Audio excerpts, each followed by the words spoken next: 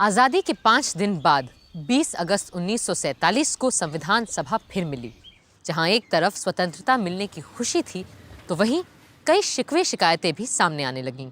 सभापति महोदय, इससे पहले कि हम आज की कार्रवाई शुरू करें, मैं आपका ध्यान एक अहम मुद्दे की ओर आकर्षित करना चाहूंगा।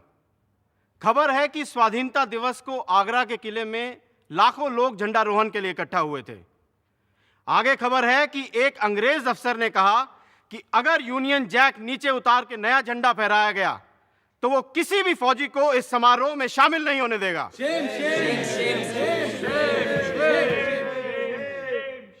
हम किसी भी रूप में अपने राष्ट्रीय ध्वज का अपमान सहन नहीं कर सकते।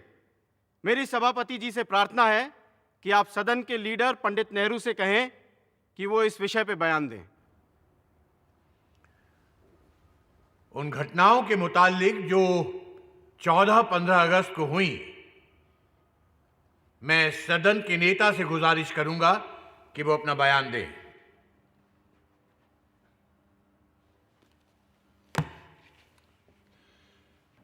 इस सभा में जो कुछ भी कहा जा रहा है उसे मैं पूरे गौर से सुनने की कोशिश कर रहा हूं,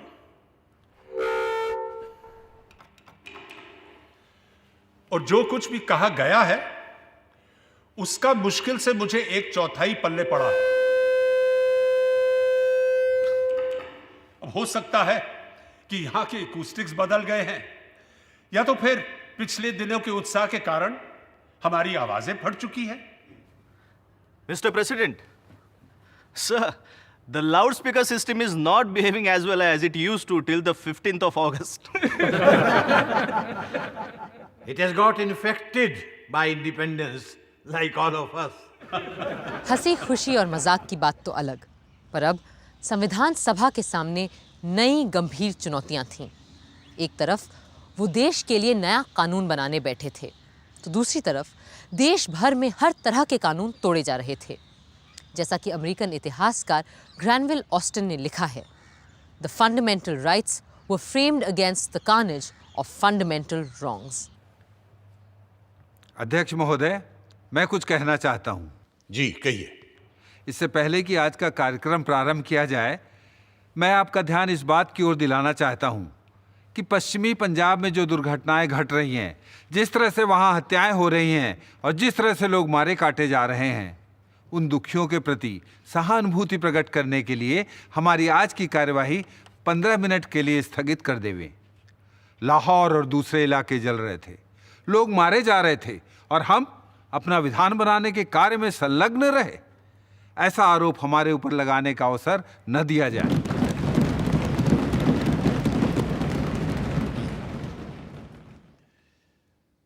इसमें कोई शक नहीं है कि जो मुसीबत इस वक्त बहुत से लोगों पर गुजर रही है, उससे हमारी पूरी सहानुभूति है और हम जहां तक हो सकता है कुछ करेंगे और इससे बाज नहीं आएंगे।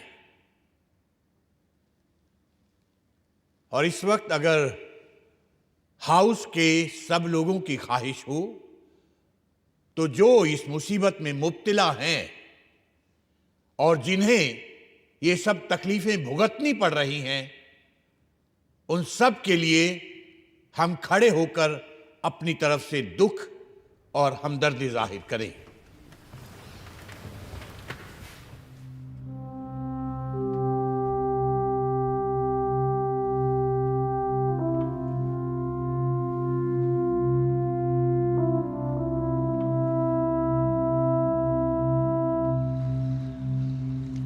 इसी सेशन में संविधान को बाकायदा लिखित रूप देने की दिशा में काम शुरू किया गया।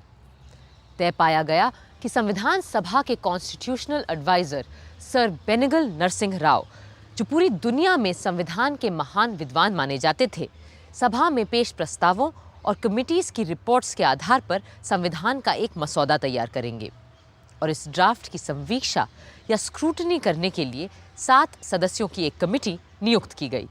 This assembly resolves that the committee consisting of Honorable Alladi Krishnaswamy Iyer, Shri N Gopalaswami Ayyangar, doctor B.R. Ambedkar, Shri K.M. Munshi, Syed Mohammad Saadulla, Shri B.N. Mitter and Mr. D.P. Khaitan be appointed to scrutinize the draft of the text of the Constitution prepared by the Constitutional Advisor, Sir Banigal Narsingh Rao, giving effect to the decisions taken already in the Assembly.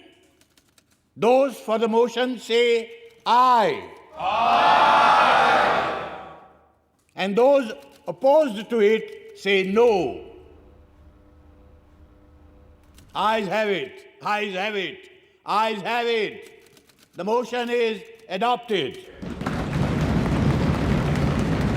Sir Benegal Narsing Rau के मसौदे को देख और परख के उसे सही रूप देने की जिम्मेदारी थी ड्राफ्टिंग कमेटी की, जिसके अध्यक्ष चुने गए थे डॉक्टर भीमराव अंबेडकर। अब उन्हीं को तय करना था कि भारत के बाशिंदों के बुनियादी हक क्या होंगे, कितने होंगे और कैसे होंगे। बरसों पहले सन 1931 के कराची कांग्रेस अधिवेशन में ही पंडित जवाहरलाल नेहरू ने साफ साफ हर एक हिंदुस्तानी के मौलिक अधिकार की बात सामने रखी थी और गांधी जी ने उनकी तायीद की थी।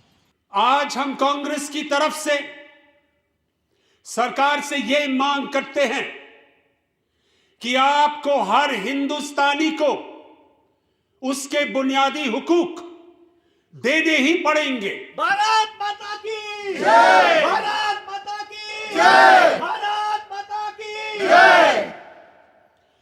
हम मांग करते हैं कि हर शहरी को अपनी बात कहने, विचार रखने की आजादी हो। हर नागरिक को मिलने जुलने, मीटिंग करने का हक हो। हम मांग करते हैं कि हर बशर को अपने मजहब को मानने और धर्म का प्रचार करने की छूट हो। हर जबान और इलाके के बाशिंदे को और खास करके माइनॉरिटी को इस बात का हक हो कि वो अपनी जबान और कल्चर को महफूज रखे। वंदे मातरम! वंदे मातरम! वंदे मातरम! हम मांग करते हैं कि हिंदुस्तान का हर मर्द और औरत कानून के सामने बराबर होगा, चाहे फिर वो किसी कौम, जात, फिरके का क्यों ना हो। और ये कि धर्म, जात पात, इलाके की वजह से सरकारी नौकरी देने में किसी के भी साथ कोई भेदभाव नहीं किया जाए।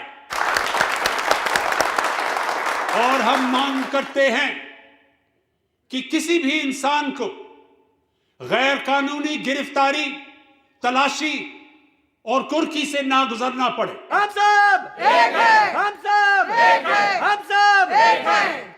और हम ये भी मांग करते हैं कि हमें इस बात की आजादी हो कि हिंदुस्तान का रहने वाला हर आदमी पूरे देश में जहां चाहे जाए, रहे, बसे और काम, नौकरी, व्यापार कर सके। जब तक ये सारे बुनियादी हक हर हिंदुस्तानी को नहीं मिल जाते, मेरा आपसे वादा है कि ना मैं चुप बैठूंगा, ना आपकी कांग्रेस पार्टी। पंडित नेहरू जिंदाबाद! पंडित नेहरू जिंदाबाद! पंडित नेहरू जिंदाबाद! महात्मा गांधी की जय! महात्मा गांधी की जय! महात्मा गांधी की जय! मुझे कुछ अधिक नहीं कहना है, बस इतना बताना है कि भारतीयों के मूल अधिकारों को लेकर जो प्रस्ताव जवाहरलाल जी ने पेश किया है, वो इस सम्मेलन का सबसे महत्वपूर्ण प्रस्ताव है। यही अधिकार तो हमें बताते हैं कि कांग्रेस किस किस्म के स्वराज की कल्पना कर रही है। संविधान सभा ने फंडामेंटल राइट्स को लेकर आज़ादी और बंटवारे से पहले ही सन 1947 में एक समिति बनाई थी, जो पहली बार 27 फरवरी के दिन मिली। As you are all aware, the main task of this committee is to discuss and make suggestions on the rights of the citizens.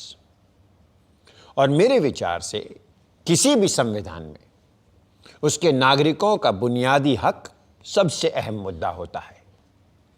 It is always about the fundamental rights. तो आप लोगों के जो भी सुझाव, प्रस्ताव आदि हों, बेझिझक सामने रखिए। If we look at the fundamental rights and guarantees embodied in the Irish and American Constitution, then all the rights that we may give should be enforceable in courts of law. इसके अतिरिक्त हमें उन अधिकारों की भी बात कर लेनी चाहिए जिन्हें भले हम आज अपने नागरिकों को ना दे पाए, पर जहां तक पहुंचना हमारा सपना है। That's very true, but is there any use in laying down precepts for rights which remain unenforceable and ineffective? अधिकारों के साथ साथ हमें अपने कर्तव्यों की फेहरिस्त भी बना लेनी चाहिए।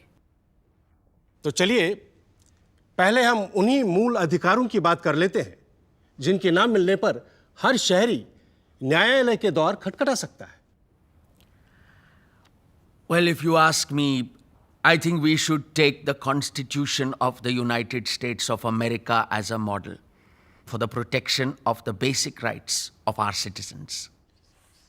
If I may, I would like to inform the committee that I have prepared a long list of fundamental rights, which I can lay here. अब यही तो आपका बड़प्पन है अम्बेडकर जी। मुझे ये भी पता है कि प्रोफेसर केटी शाह ने भी कमेटी की सहूलियत के लिए काफ़ी सारे नोट्स तैयार किए हैं। मैं कमेटी के ऑफिस को तायीद कर देता हूँ कि वो इन सारे दस्तावेज़ों की कॉपियाँ हर मेंबर को मुहैया करवा दें। Now may I also suggest that the committee adjourns for at least 3 weeks, hence providing the members with enough time and opportunity to formulate their own proposals. I think you will have a consensus on this. Good. तो चलिए 1 महीने बाद मुलाकात करते हैं और आज यहाँ ये प्रण करते हैं कि फिर इस कमेटी का काम हम तब तक स्थगित नहीं करेंगे जब तक कि भविष्य के भारत के नागरिकों के मौलिक अधिकारों का एक पूरा खाका तैयार नहीं कर लेते। 24 मार्च को जब कमेटी दोबारा मिली तो उसमें और लोग भी जुड़ चुके थे और इसके बाद कमेटी लगातार 10 बार मिलती रही ताकि मौलिक अधिकारों को लेकर एक साफ तस्वीर सामने आ सके। तो ये तय पाया गया है कि भारत के हर एक नागरिक को कहीं भी आने जाने, रहने, बसने, जायदाद खरीदने और नौकरी, काम, व्यवसाय करने की पूरी आज़ादी होगी। Subject to such restraints as the law may impose. Oh yes, of course. That goes without saying. No, Acharya ji. In a constitution, nothing goes without saying. Doctor Ambedkar ठीक कह रहे हैं आचार्य जी। तभी यहाँ जो ये लिखा है कि all citizens of the union will be equal before the law, मेरे विचार से लिखा जाना चाहिए कि all persons and not merely citizens of the union shall be equal before the law. जी ठीक बात है। अब हम किसी को सज़ा सिर्फ कम या ज़्यादा इसलिए तो नहीं दे सकते कि वो संघ का नागरिक नहीं है। एक बात और थी, आर्टिकल 4 ये कहता है कि हिंदुस्तानी भाषा जिसे नागरिक अपनी पसंद से देवनागरी या फारसी लिपि में लिख सकेगा, संघ की राष्ट्रभाषा के रूप में प्रथम औपचारिक भाषा होगी। I do not think that the question of national language has anything to do with fundamental rights. मैं डॉक्टर अंबेडकर से इत्तेफाक रखती हूँ। कल हम जो चाहें अपनी नेशनल लैंग्वेज चुनें, लेकिन आज उसका इस बात से क्या लेना देना कि हम अपने बुनियादी हक कितने और क्या तय करते हैं। राजकुमारी जी ठीक कह रही है, पर इनके राजकुमारी होने से मुझे एक बात सूझी है कि हमारे नए भारत में जहाँ राजा प्रजा सभी समान होंगे, वहाँ ये सारी पदवियाँ राजकुमारी, राजाधिराज, नवाब बहादुर, Chhatrapati, Kunwarpal, Diwan Bahadur, as I am called. जी, इन सारी वसीयत में मिली पदवियों का हमारे नए भारत में क्या काम? I am totally with you professor Shah. आज से आप मुझे सिर्फ अमृत कौर बुला सकते हैं। And from tomorrow, shall we stop addressing Kriplani ji as Acharya, Ambedkar ji as doctor, and you as professor? नहीं नहीं नहीं, देखिए एकेडमिक डिग्री और काम के पदनाम तो रहेंगे, पर ये खानदानी और पैदाइशी पदवियां खत्म। और मेरे जैसे लोगों का क्या होगा जिन्हें किंग ऑफ इंग्लैंड ने नाइटहुड की पदवी दी है? पहली बात तो ये कि अब किंग ऑफ इंग्लैंड का हम लोगों से क्या लेना देना, क्यों? और फिर भी अगर कोई देश या कोई सरकार हमारे किसी नागरिक को कोई पदवी देना चाहे तो मेरे विचार से पहले उसे हमारे संघ की सभा से इजाजत लेनी चाहिए। आचार्य जी, आज़ाद भारत के नागरिकों को अगर हम सबसे बड़ा अधिकार दे सकते हैं वो है आज़ादी का अधिकार। बरतानिया के राज में जब देखो तब यह अधिकार छीन लेती थी सरकार, पर अब हमें अपने नागरिकों को पूरी और मुकम्मल आज़ादी देनी ही होगी। मैं आपसे पूर्णतः से सहमत हूं। मैं भी पूरी आज़ादी के पूरे पक्ष में हूं। See, absolute liberty is simply a utopian dream. Just because we will become a free nation from tomorrow, society will not become free from crime or criminals. And for the sake of law and order, we will have to jail, arrest, and intern people.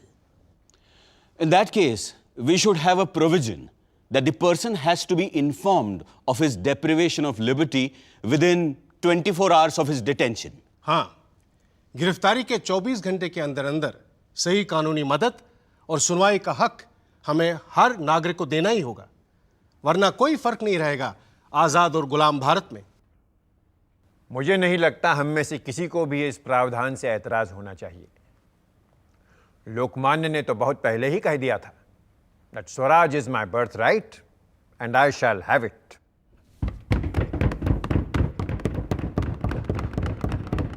Here. यूं एक एक करके बराबरी, आज़ादी, संस्कृति और शिक्षा, शोषण के विरुद्ध और संवैधानिक सुरक्षा के अधिकार हर नागरिक के अधिकारों में जुड़ते चले गए। क्या होना चाहिए के साथ ये भी तय किया गया कि क्या क्या नहीं होना चाहिए। कई मुद्दों पर तो सब एकमत होते, तो कई विषयों पर वोट से फैसला होता और कई बार फैसला नहीं भी हो पाता। गुलामों से भी बदतर व्यवहार और अत्याचार हमारे गांव में हरिजनों और दूसरे गरीब लोगों पर होते हैं जब उनसे बेगार करवाया जाता है। बंधुआ मजदूरी के लिए कोई जगह नहीं होनी चाहिए हमारे भारत के खेत खलिहानों में। मुंशी जी, सिर्फ खेत खलिहानों में ही नहीं, न कारखानों में, न खानों खदानों में। गुलामी का नामो निशान मिटाना ही होगा हमें। और सबसे वाहियात बात है कि 14 साल से कम उम्र के बच्चों से खानों खदानों और ख़तरनाक कारखानों में काम करवाया जाता है। हम इसे कैसे बर्दाश्त कर सकते हैं? इसकी बिल्कुल इजाज़त नहीं होनी चाहिए हमारे संविधान में। I couldn't agree with Amrit Kaur ji more. Let me go further while on the topic of children. I propose that there should be no difference between legitimate and illegitimate children as far as laws of inheritance are concerned. पर इस तरह क्या हम शादी जैसी संस्था पर ही प्रश्न चिन्ह नहीं लगा देंगे? हमें याद रखना चाहिए कि हम तय कर चुके हैं कि शादी ब्याह जैसी चीज़ों पर हम अभी इस वक्त यहाँ बात नहीं करेंगे। For that matter, all the personal laws are not in our purview here. Here, we are not interfering with anyone's personal law. This is about children and their rights. And you, Diwan Sahab, are a learned man. And you know what Shakespeare says about this question of legitimate and illegitimate. Bastard? Why bastard? Wherefore base? When my dimensions are as well compact, my mind as generous, and my shape as true as an honest madam's issue.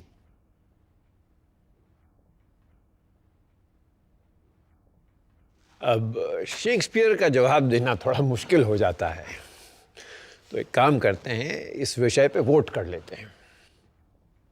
Those in favor of Dr. Ambedkar's proposal, please raise your hands.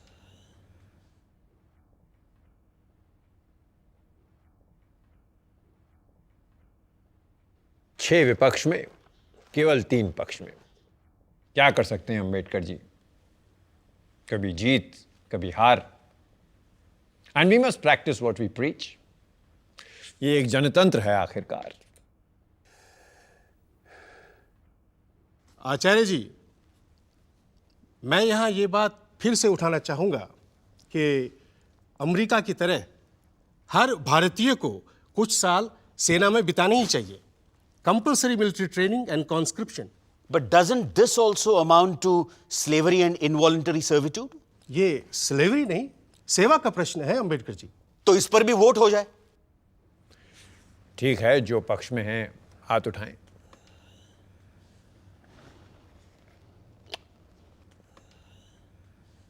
केवल 3 है पक्ष में। पर अगले मुद्दे पर सब मेरे साथ होंगे, ये मैं पक्का जानता हूं। I propose that universal adult suffrage must be guaranteed by the Constitution. सबका तो मैं नहीं जानता, पर मेरा वोट आपके साथ है मुंशी जी। और ये कि elections shall be free, secret and periodical. इस मुद्दे पर मुंशी जी मेरा वोट भी आपके साथ है। इसके अलावा चुनावों के लिए विधि द्वारा एक अलग आजाद इलेक्शन कमीशन का गठन किया जाएगा।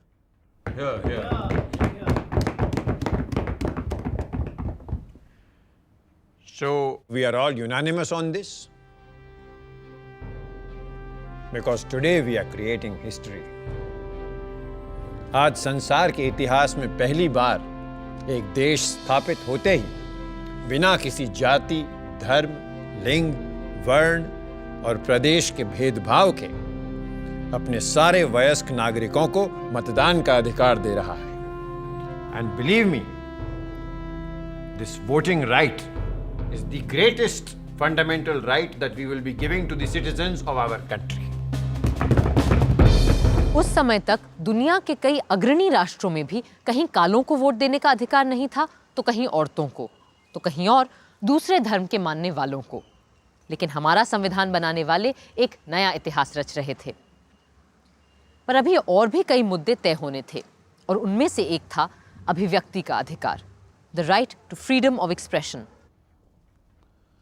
I would like to suggest that a provision should be made by law to prevent the publication or utterance of seditious, obscene, slanderous, libelous, or defamatory matter, and to make such publication or utterance actionable or punishable. I want to add the words likely to promote class hatred. Though this does not actually come under sedition or any of the other things mentioned. And people will have a carte blanche to promote class hatred. We may add class or religious hatred. ऐसा करना खतरे से खाली नहीं है, क्योंकि ऐसा कानून दुधारी तलवार साबित हो सकता है। सत्ता में बैठी मेजॉरिटी पार्टी के खिलाफ बोली गई जरा सी भी बात को क्लास या कम्युनल नफरत करार देकर सजा दी जा सकती है, और ऐसी बातें अगर सत्ता में बैठे लोग फैलाएं तो उन्हें कोई छुएगा भी नहीं। I suggest let us be more comprehensive and say right of every citizen to freedom of speech and expression subject to criminal law. अभिव्यक्ति की आज़ादी को आज पूरी दुनिया में सम्मान दिया जा रहा है, और ये भी महसूस किया जा रहा है कि अगर किसी के वक्तव्य या लेखन से किसी विशेष वर्ग या धर्म के खिलाफ नफरत नहीं फैलाई जा रही है और उसे हिंसा फैलने का कोई डर नहीं है, तो आदमी को अपनी बात कहने का पूरा हक होना चाहिए, पूरी आज़ादी होनी चाहिए। If you put this in, then section 153A of the penal code stand nullified. Sir, आपसे बेहतर और कौन जानता है कि ताकतवर मेजॉरिटी वालों को कास्ट और कम्युनल हेट्रेड फैलाने से रोकना असंभव होता है। मैंने तो ये भी सुना है कि एक मर्तबा किसी अखबार को सेक्शन 153A को लेकर इसलिए मुकदमा चलाया गया था क्योंकि उस अखबार ने पुलिस के खिलाफ कोई लेख लिख दिया था। और दलील यह दी गई थी कि पुलिस अपने आप में एक खास तबका है और पुलिस के खिलाफ बात करके अखबार वाले एक खास फिरके के खिलाफ नफरत फैलाने का काम कर रहे हैं। Yes. We also started up certain periodical in Bengal. And even before the first issue came out, unofficial warning was given to us that unless we stop, action will be taken under Section 153. We had to stop. So, I'm afraid, so far as we are concerned, we do not feel quite safe if there is a provision of this sort. मौलिक अधिकारों में अभिव्यक्ति की आज़ादी तो हमें मिली, पर धारा 153A भी रही। इसके बाद समिति में जोरदार वाद विवाद हथियार रखने के अधिकार को लेकर भी हुआ। मेरा विचार है कि हर नागरिक को हथियार रखने की स्वतंत्रता हो और मेरा सुझाव है कि इस संशोधन को क्लॉज 10 में जोड़ दिया जाना चाहिए। Would it be wise to have such a law and in such a form? Doctor Shyama Prasad Mukherjee का कहना है कि हर नागरिक को हथियार रखने का हक होना ही चाहिए। फिर क्यों ना हम इसे मूल अधिकारों का एक हिस्सा बना लें? But to allow such a thing in the present state of our society will be a dangerous thing. The Arms Act has to be a central subject. I think this point is of some substance. There are two questions. One, whether every citizen should have the right to bear arms. And two, whether we need a uniform law throughout the Union. You cannot allow different units to make different laws with regards to bearing of arms. That would undoubtedly lead to complete anarchy. And it would cut at the very root of the security of the Union. But defense is a Union subject. किसी के हथियार रखने का देश की रक्षा से क्या लेना देना है? मेरा जाती ख्याल है कि शिकार को छोड़कर बाकी किसी भी वजह से लोगों के हाथ में हथियार देने से बिला वजह जान माल का खतरा बढ़ेगा ही और हमें इसे अलाउ नहीं करना चाहिए। यहाँ शायद मेरी आवाज़ अकेली पड़ जाए, पर मेरे मन में जिस अहिंसक सरकार और समाज का तस्वुर है उसके लिए हथियार को ताक पे रखना ज़रूरी है। And I would like my view to be recorded here. सोचने की बात है कि अगर अमेरिका की तरह हमें भी हथियार रखने का अधिकार मिल जाता तो हिंसा का बवंडर कहां पहुंच गया होता। पर नागरिकों के मूल अधिकारों को लेकर अभी बहुत सी बातों के बारे में सोचना था। विडंबना ये थी कि फंडामेंटल राइट्स तय करने वाली समिति को ही ये भी तय करना था कि कब ये मौलिक अधिकार नागरिकों के अधिकार नहीं रह जाएंगे। डॉक्टर अंबेडकर की दलील थी कि कभी कभी आपातकाल या इमरजेंसी में जब खुद राष्ट्र का अस्तित्व खतरे में हो तो संघ को पहले खुद को बचाना होगा, ना कि किसी नागरिक के अधिकार को। In the provision dealing with grave emergency, we have stated that all these fundamental rights are liable to be suspended whenever, in the view of the Union, it is necessary to declare an emergency.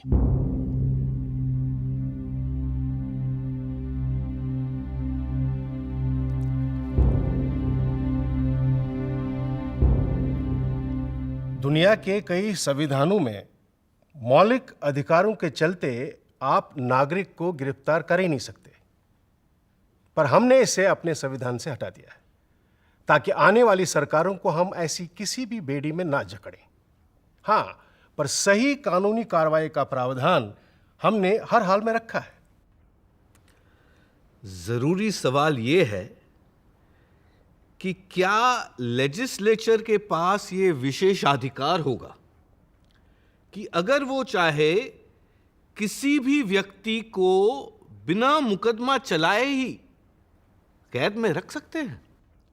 ऐसा कोई अधिकार हम नहीं देने जा रहे हैं जिसके चलते सरकार बिना कानून और अदालत के सामने जाने का हक दिए किसी को भी गिरफ्तार कर ले। छोटी बड़ी कोई बात संविधान बनाने वालों की नजरों से छूटी नहीं थी। जैसे शादी ब्याह को लेकर उस समय चले आ रहे कानून को चुनौती दे डाली श्रीमती हंसा मेहता और राजकुमारी अमृत कौर ने। शादी औरत और मर्द दोनों की हामी से हो और वैवाहिक जीवन में दोनों का समान हक और बराबर की मर्जी हो। ये नुक्ता फंडामेंटल राइट्स में आना चाहिए। आना तो चाहिए, पर मर्द मानेंगे कहाँ? गांधी जी ने तो अपनी प्रार्थना सभा में ये तक कहा था कि मुख्तलिफ मजहबों और फिरकों के लोगों के बीच शादियां होना अच्छा ही नहीं, ज़रूरी भी है। और मैं कहता हूँ कि पति और पत्नी अपने अपने धर्म को ना छोड़ें। पर 1872 के स्पेशल मैरिज एक्ट के तहत ऐसी शादियों की मनाही है। अगर दो अलग धर्म के लोग आपस में शादी करें तो दोनों में से कोई एक अपना धर्म बदले, या फिर दोनों ये हलफ उठाएं कि दोनों नास्तिक हैं। मेरी एक सहेली को तो अपना धर्म बचाने के लिए स्विट्जरलैंड जाकर के शादी करनी पड़ी। अब ये बताइए कितने लोग इस बात को अफोर्ड कर सकते हैं? मेरे ख्याल से स्विट्जरलैंड की तरह हमें भी अपने आइन में ये बात कह देनी चाहिए कि धर्म दो लोगों की शादी के बीच किसी तरह का अड़ंगा नहीं डाल सकता। बिल्कुल। और अगर ये बात संविधान में शामिल हो गई तो अब तक चला आ रहा ये पुराना कानून असंवैधानिक अल्ट्रावायरस करार दे दिया जाएगा। मैं कमेटी को फौरन एक चिट्ठी लिख देती हूँ, फिर देखते हैं तुम्हारे और मेरे अलावा कौन इस मामले में हमारा साथ देता है। मर्द तो शायद ही कोई साथ दे हमारा। कम से कम एक मर्द ने तो साथ दिया इन दो औरतों का, श्री M.R. मसानी ने। फिर भी शादी का मसला बुनियादी हक में शामिल नहीं किया जा सका। यूं मूल अधिकारों पर समिति की कई बैठकों के बाद सरदार वल्लभ भाई पटेल ने सदन को एक पत्र लिखा और बताया कि कैसे समिति ने बुनियादी हकों को दो हिस्सों में बांटा है। The committee has recommended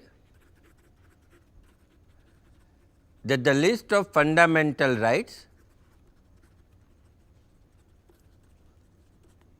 should be in two parts. The first part consisting of rights enforceable by legal processes, and the second part consisting of directive principles and social policy, which though not enforceable in courts of law are nevertheless to be regarded as fundamental in the governance of the country. The justiciable fundamental rights include rights of equality, freedom, relating to religion, culture and educational rights, and miscellaneous rights which include property and the right to constitutional remedies. 21 अप्रैल सन 47 के दिन fundamental rights committee की अंतरिम report Sardar Patel ने सदन के पटल पर रखी। कमेटी में इस विषय को लेकर दो तरह के मत थे।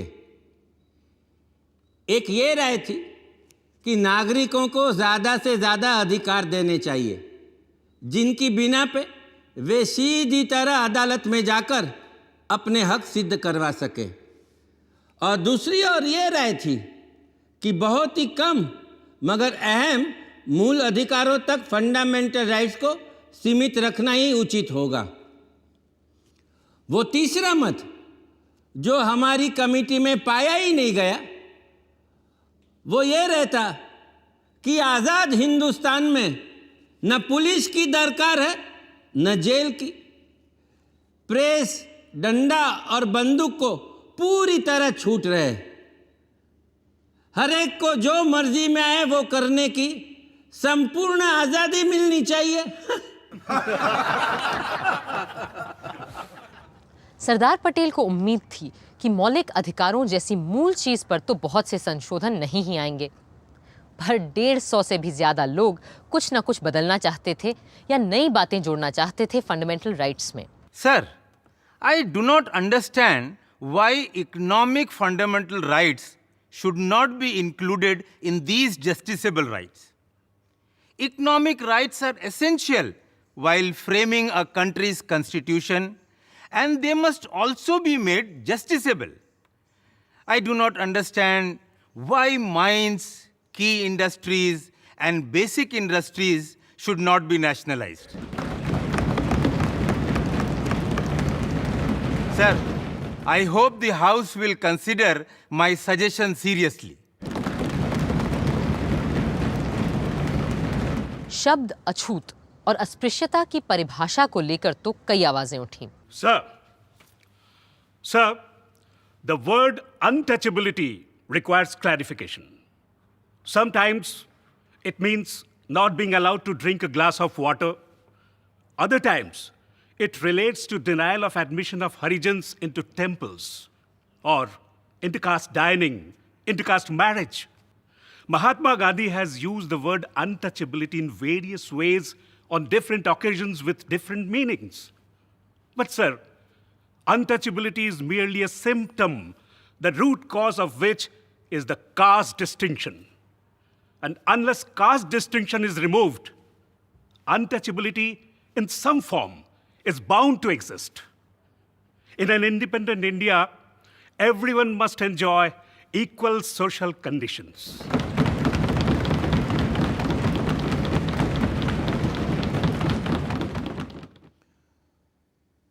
I take it that the legislators will define the word untouchability so that the courts might prescribe proper punishment. Sardar Vallabh भाई पटेल कुछ और अनुच्छेदों को स्पष्ट करने फिर खड़े हुए। Sir, I beg to move that 1. The state shall not discriminate against any citizen on grounds of religion, race, caste, or sex. 2. There should be no discrimination against any citizen on any ground of religion, race, caste, or sex in regard to A. Access to trading establishments, including public restaurants and hotels. B. The use of wells, tanks, roads, and places of public resort, maintained wholly or partly out of public funds, or dedicated to the use of the general public.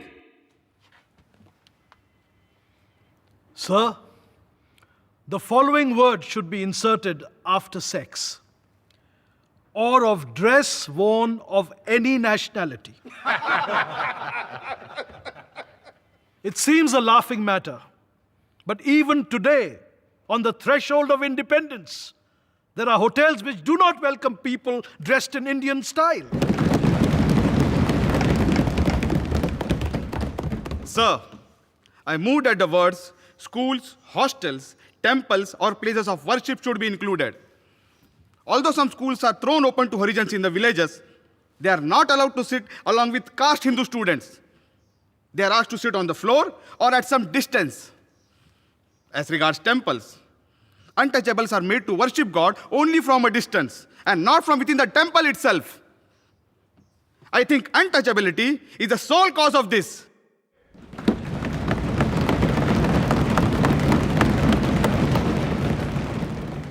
It is suggested that it would be sufficient if you put one clause as follows: the state shall not permit any discrimination on ground of religion, etc.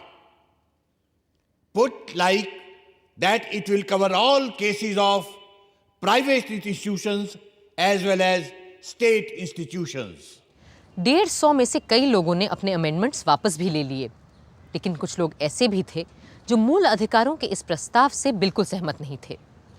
Socialist नेता सोमनाथ लाहिरी भी उन्हीं में से एक थे। I am constrained to say that these are fundamental rights from a police constable's point of view and not from the point of view of a free and fighting nation. Does Sardar Patel want even more power than the British government? An alien government, an autocratic government which is against the people and needs to protect itself? Certainly not. Here, according to Sardar Patel, a seditious speech is a punishable crime.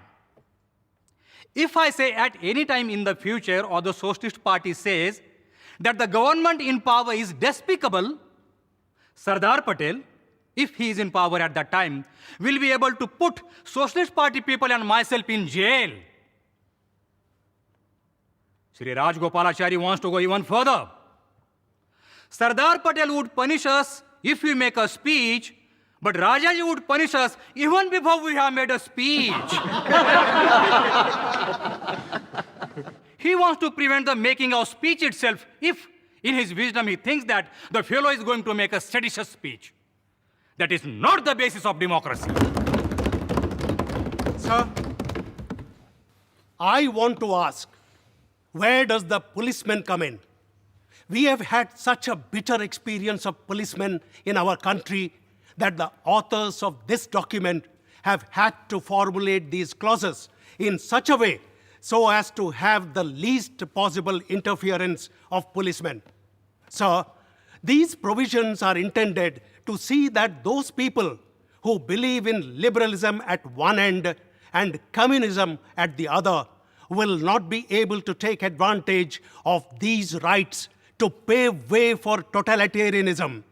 Several states of Europe between the two wars took advantage of fundamental rights to the extent that they came to power and paved way for Nazism on one hand and communism on the other.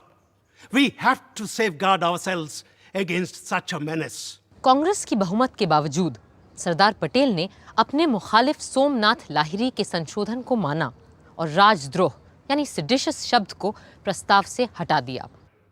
My amendment that the word seditious be deleted has been agreed to by the mover of the resolution. I am especially glad that the Congress party members did not take the advice of Professor Ranga, who thought that democracy and liberty are harmful to India because democracy and liberty are supposed by him to have helped the Nazis to come to power in Germany. Anybody who knows a little history knows that Nazism is not the result of having too much democracy. Nazism came to power in Germany because the rights and liberties that were given under Weimar Constitution were challenged by force by the capitalist classes in Germany with the help of Hitler's Nazi gangsters. ऐसे भी लोग थे जो चाहते थे कि हम अपने संविधान और मूल अधिकारों को तब तक तय न करें जब तक वजूद में आने वाले मुल्क पाकिस्तान का संविधान नहीं बन जाता. सर, जहां तक माइनॉरिटीज के अधिकार की गारंटी का सवाल है, इस मुद्दे को आने वाली सरकारों पे छोड़ देना चाहिए. यहां के लोग शायद ये देखना चाहेंगे कि पाकिस्तान में बसने वाली माइनॉरिटीज के साथ क्या होने वाला है. इसलिए यह मसला फिलहाल इतनी आसानी से सुलझने वाला नहीं है.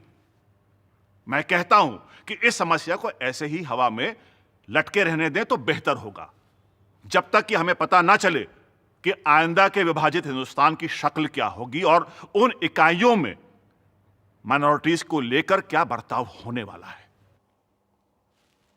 Mr. President, sir, I am surprised at this statement of Mr. Tyagi. Rights of minorities should be absolute rights. They should not be subject to any consideration as to what another party may like to do to minorities within its jurisdiction. No matter what others do, I think we ought to do what is right in our own judgment. And personally, I think that the rights which are indicated are rights which every minority, irrespective of any other consideration, is entitled to claim. The first right that we have given is the right to use their language, their script, and their culture. We have stated that there shall be no discrimination in the matter of admission into state educational institutions. And no minority shall be precluded from establishing any educational institution. And the state shall not discriminate in giving grants. I cannot understand how there can be any objection to these rights. लोग कहते हैं कि महावीर त्यागी doctor Ambedkar को एक गैर राजनीतिक वकील भर मानते थे, जो स्वतंत्रता आंदोलन से बहुत दूर था और कभी जेल तक नहीं गया था. मगर डॉक्टर अंबेडकर की राजनीतिक सूझ और संवैधानिक सोच कितनी दूरदर्शी थी, ये समझने के लिए फंडामेंटल राइट्स के बारे में मुंबई के सिद्धार्थ कॉलेज के छात्रों को दिया उनका एक संबोधन ही काफी है। The idea of making a gift of fundamental rights to every individual is no doubt very laudable. The question is how to make them effective. The prevalent view is that once the rights are enacted in law, then they are safeguarded. As experience proves, rights are protected not by law, but by the social and moral conscience of the society.